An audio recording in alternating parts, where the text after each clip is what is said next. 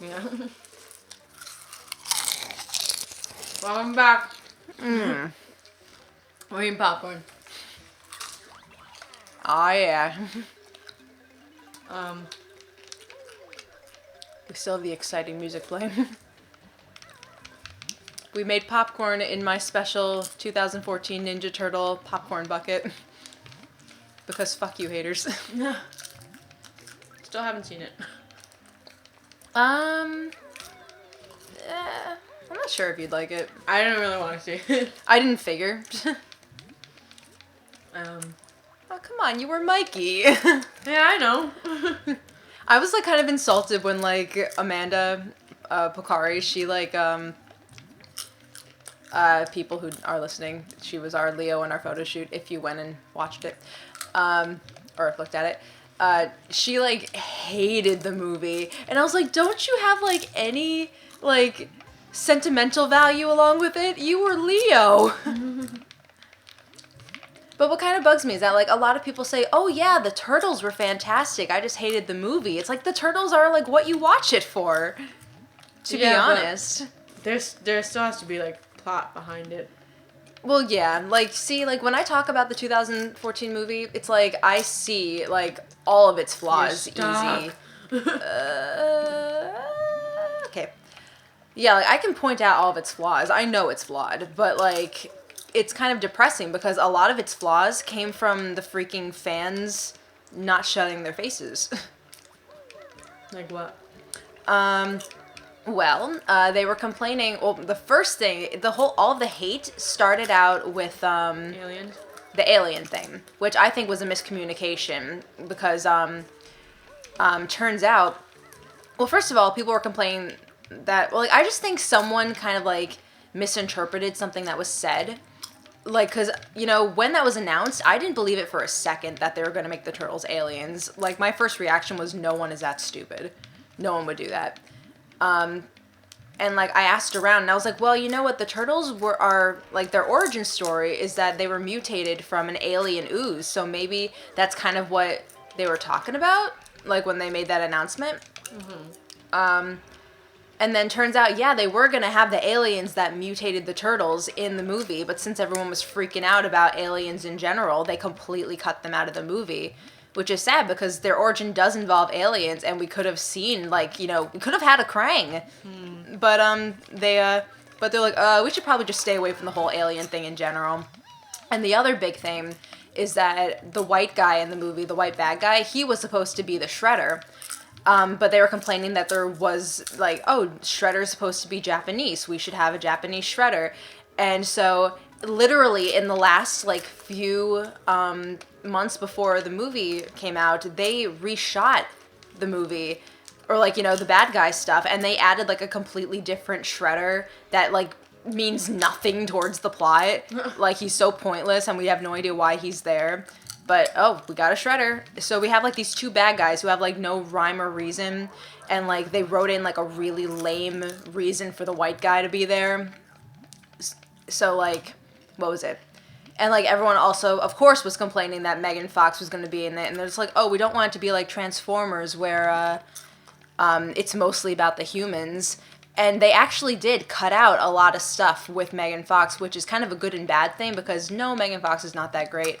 But they actually had a whole lot more, like, between, like, you didn't see the movie, but, I'm gonna have to come back to that.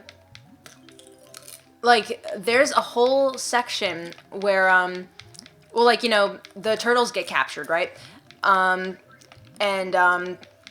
The movie just kind of immediately cuts from them getting kidnapped to, them getting saved by Raph and April.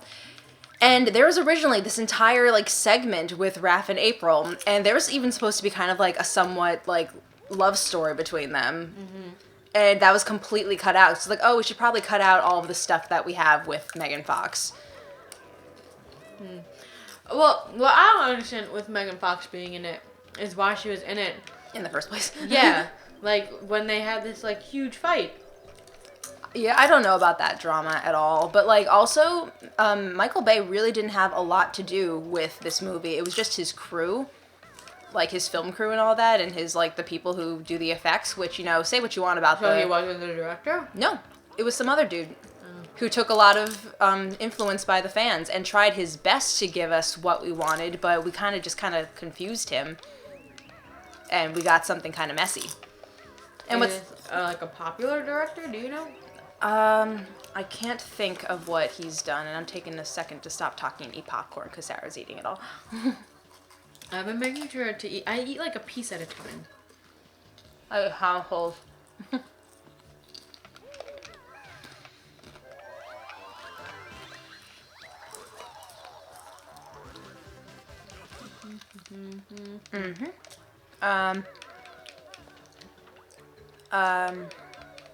So what kind of worries me is that they switched directors for the sequel that they're filming right now. And while the other guy was a bit of a mess, like, I feel like he learned a lot because he added more turtles and cut out more humans. Like, he was trying so hard to give us what we want. And, like, so he was kind of, like, getting the gist of what we wanted.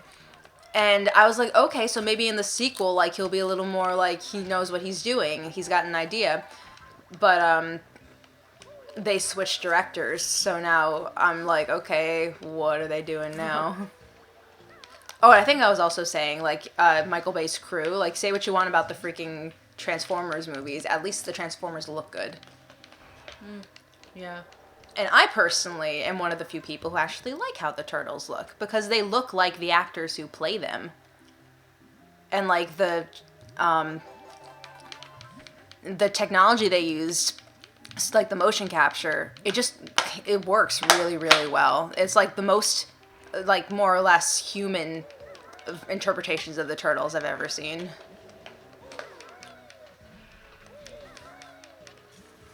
So, not for everybody, and like, I totally see its flaws, but I feel like it gets so much hate for the wrong reasons. Yeah, some of them look a little creepy.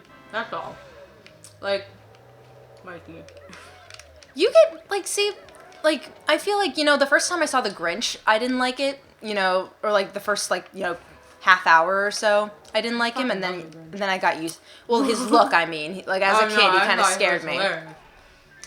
So, like, it took me a second to get used to it, and, like, whenever people complain, like, I don't want to see that movie, they have noses. It's like, well, you get used to it pretty fast. The noses aren't the thing that bothers me, it's the lips. Yes, they don't. Again, I really don't really think about it. Like, you know, remember in the trailer when everyone was making fun of, like, whoa, hey, it's just a mask? Like, and that's kind of like, an unflattering, like, shot of Mikey. Like, I actually find them kind of cute, really, to be completely honest. Like, not cute, adorable. Like, you know, I think, like, they look, like, you know, nice. I like them. And just think about it. They're friggin' Teenage Mutant Ninja Turtles. Yeah. You don't expect them to look, like, you know, they pretty. They do look a little bit older than teenage, though. No, definitely. I agree with that. But I was gonna say, which one died recently? What? Don. Do you think he's gonna come back? Oh, definitely. Okay, that's what I thought. That's why it's like, I'm not even thinking about it, because, like, it's a friggin' comic book. I mean, I feel like unless it happens in a movie or a TV show, like... Even TV shows, things come back. Yeah, in general, like, I don't really see it as canon. Like, okay, yeah, it's the comics, but it's a fucking comic. You always come back. And it's fucking Donatello. He's gonna be a cyborg. And also, like, Donatello is, like, there's two creators of the Turtles, Peter Laird and Kevin Eastman, and, Kevin Eastman's favorite turtle is Donatello, so they wouldn't kill him off forever. Are you kidding me? So, I am unfazed.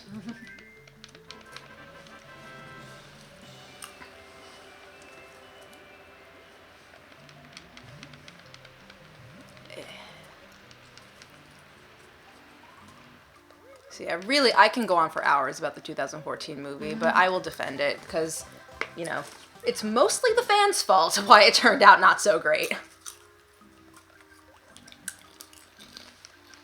I still enjoy it for what it is, though. To each their own. You know, Like, all in I all, really like Kingsman. And you're not a fan. well, you know what? Like, I'm nice about it. I say, like, I consider Yeah. it a good movie. It's just not for me. Yeah. That's probably how I would feel about Turtles. Mm-hmm. Um, See, like, that's the biggest issue I have. People hate this movie to a point that it's like, what, did it rape your mother? Like, calm your fucking shit. You know what I mean? Mm-hmm. Like, it's so unnecessarily mean, and especially all the hate came from before the movie even came out, and no one wanted to see it. well, people are still giving it hate. Well, that's what I mean. It's like really, really frustrating. It doesn't deserve it. And like the Nostalgia Critic and the Angry Video Game Nerd just came out with a review about it, and like they're popular, so they're like a lot of people are watching what they have to say, and I'm really happy they cleared up a lot of stuff about it. Like they talked about how William Fichtner was the white guy was supposed to be Shredder, and they said Megan Fox was not that bad, and I agree. Like she's Megan Fox, she's not amazing or anything, but she's also not terrible either. Mm-hmm. She didn't ruin the film.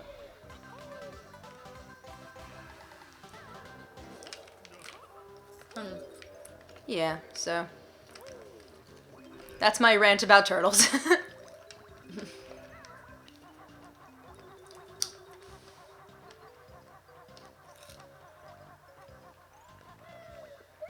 Okay.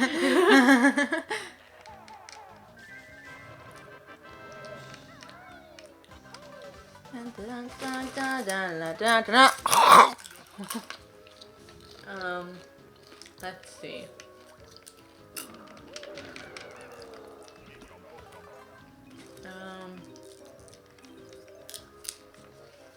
Our movie taste vary pretty much. But, I mean, we both like Disney movies, obviously. Yeah. Actually, I have one more thing to say about the Turtles movie. A lot of people complained about how Mikey, or like, you know, it's kind of also a jab at Megan Fox. Like, it's like, oh, Megan Fox is sexy. Like, they're obsessing over how she is. Like, all they're doing is flirting with her and making her sexualized. Not like the other movies. Yeah, like in the first movie, Mikey goes, "Can we keep her?" Like they're just like, "Oh, Mikey was such a creep in this movie." Well, and even Leo, that like they're watching the TV, and Leo goes, or what was it? Well, they're all talking, but Leo says, "The girl is a fox." Yeah. You're like, you know, they're all like that. Or like, you know, Raph and April kind of had a thing, like a very, very, very subtle thing. And even in the new show, which is like really popular right now, Don is obsessed with April. So fuck you guys. But also the fact that like, think about it, like, because Mikey made a lot of like weird comments about her, like, you know, oh, I can feel my shell tightening. She's so hot. That's a Mikey line. Think about it. He is a teenage boy who has never met a girl in his life. It's fucking Mikey who has no filter for like what he has to say. Of course he's gonna say stupid things like that and be attracted to this girl, you know? Yeah. So, yeah. Okay, I'm done. Oh. I didn't see anything about the movie, but at Comic-Con last year, I went to the panel for the TMNT show, and I was super excited to see Seth Green. I'm a big Seth Green fan. Did it just go up or down?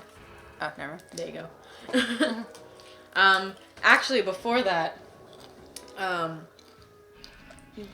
when we were waiting to get into the panel, we went into the room to just sit and get a seat so we could like move closer as each thing like as each panel finished. We were gonna just move up a seat every time. And we walked in on the panel for the Librarians, which is a show, which had Jonathan Frakes in it, and I am a big Next Gen fan, and I unfortunately did not know about the whole situation with Librarians and him being in it. And so I was just completely oblivious that he was there, and I'm really sad now. Oh. Because it's like, I could have cared more. Oh, I got a good kind of story about that. So people who are watching, if you don't know, I happen to love Osmosis Jones. And there was a time when my friend and I, we actually stayed overnight in New York City. Like, we slept on the sidewalk, like, to get tickets for the show, because the first, like, 20 or so people to get tickets for this Broadway show would be free, like, on this day. So, like, there was a whole line of people. It was for How to Succeed on Broadway, or How to Succeed. I forgot the full name. Who was the main guy for that? Daniel Radcliffe. Yeah. And he actually bought, like, that was the wrong button. Actually, Daniel Radcliffe bought donuts for the people who had waited all night to get these tickets. That's so cool. Daniel Radcliffe seems like such a nice guy. Yeah. Like, I didn't see him, but, like, you know, one of the people who worked for the show, like, came down the line, and they were just like, yeah, so, Daniel Radcliffe paid for these, so you can have these, and, yeah, it's fantastic. I'm just gonna kill myself so I can... Wait, do I have all my notes? Not gonna kill myself if I don't have enough notes? Yes, I do. I'm all good. Kill me! Okay, so we stayed up, like, all night, like, you know, to get these tickets. And, like, we slept a little bit, like, we napped on the sidewalk, but I was dead tired. And we're sitting in the theater waiting for the show to start, because it was, like, that day that we'd see the show. And apparently, I want to go. What's his name? I'm totally blanking. It's the one who plays the pill. You know, Drix. He's also Slim in Bug's Life. I'm totally blanking because I'm playing a video game. Let me look it up. He's also Dilbert Doppler in Treasure Planet. I'm looking it up. Give me a second. Okay. I feel really bad that I'm blanking. Mm-hmm. But while she's looking it up, this actor was in David Hyde Pierce? Yes, him. He was in the theater. Actually, real fast, I need you to write this down. Oh, yeah, 1 second. Yep. Well, okay, so, yeah, he was in the theater, and I was dead asleep on my friend's shoulder, and he was in the theater, and everyone was freaking out that, like, he was there, and it's like, okay, real fast, wears reinforced girdle. Okay.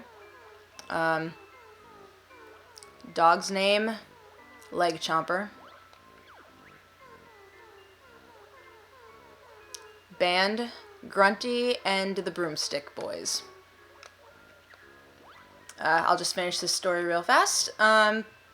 Oh yeah, so David Hyde Pierce is the voice of Drix in Osmosis Jones, and which is one of my favorite movies. And everyone was flipping out because my friend was like, she was like, oh, there's an actor back there, David Hyde Pierce, and me, like, a zombie on her shoulder. Who's that? Oh, he was the voice of Slim in A Bug's Life. Oh, okay. And I fall back asleep. Then I come home later on that day. I get home and I'm like, David Hyde Pierce was there! He was Drax! God damn! Ironically enough, Chris Rock was also on that block at the time, like doing a one-man show or something. So, on the same street, David Hyde Pierce and Chris Rock, Osmosis Jones, was in the same vicinity. That's really funny. And I didn't care. Well, now that we finished that story, it's time for next time. And we're gonna go into my favorite level! Bubble Gloop Swamp! And I'll talk about the celebrities that I didn't meet, but saw. Yes, several celebrity stories next time. Bye-bye. I don't have any great ones. Well, I got a few. Okay, bye.